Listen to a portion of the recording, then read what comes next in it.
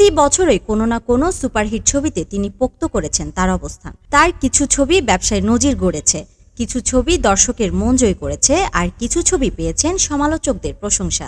তিনি শাকিব খান। শাকিব খান তার কর্মজীবনে একাধিক পুরস্কার অর্জন করেছেন, যার মধ্যে রয়েছে 4টি জাতীয় চলচ্চিত্র পুরস্কার, 8টি মেরিল প্রথম আলো পুরস্কার, 3টি বাচসাস চলচ্চিত্র পুরস্কার ও 6টি ইউরো সিজিএফবি পারফরমেন্স পুরস্কার।